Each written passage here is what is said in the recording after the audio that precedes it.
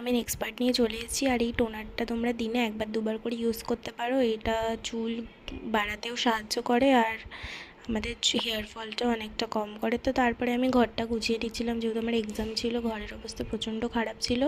আর ওই করতে করতে আমার ফোনের আবার চার্জ শেষ হয়ে গেছিলো, ওই জন্য আর পুরো ভিডিওটা করা হয়নি। তারপরে আমি স্নান করতে চলে গেছিলাম।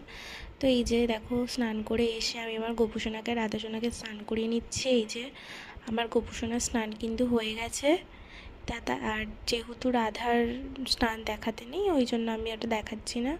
তো তারপরে আজকে রাধার নতুন আমি আসন বসিয়েছি, কারণ কালকে বলেছিলাম, আগের ভিডিওতে আমি বলেছিলাম যে আমি আসন কিনে নিয়ে এসেছিলাম, ঠাকুরের জিনিস কিনেছিলাম, বলা হয়নি কি কিনেছি। তো এই রাধার আসন আর একটা বেড কিনেছিলাম, তো ওই জন্য ওটাই আজকে ইউজ করব বলে ওটা ইউজ করলাম। আর এই যে আজকে আমি আমার মায়ের টোনারটা ইউজ করছি, আমার টোনারটা পাচ্ছি না বলে।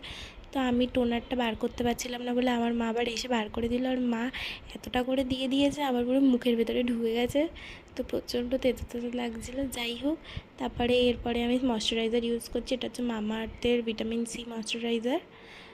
তো এইটা আমার অতটা ভাল লাগে না, কারণ এটা না কিরম একটু গ্লজি গ্লজি টাইপের, একটু হালকা কি বলবো, একটু চিকচিক করে এরকম। তো এটা আমার অতটা ভাল লাগে না, বাট তাও এখন আমি এটা মাখছি।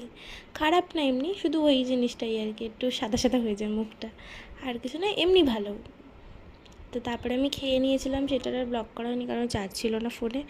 আর এই যে দেখো, আমার এইটা পুরো এরকম হয়ে গেছে। তো এরপরে এটা আমি একটা স্প্রে বোতলে ঢেলে নিয়েছিলাম, ব্যাস। তারপরে আমি খেতে বেরিয়ে গেছিলাম হচ্ছে ঘুড়ি ওড়ানো দেখতে, যেহেতু নিজে ওড়াতে পারি না, ওই জন্য লোকে ওড়াচ্ছে ওটাই দেখতে চলে গেছিলাম। তো বাকিটা জানার জন্য ওয়েট করো।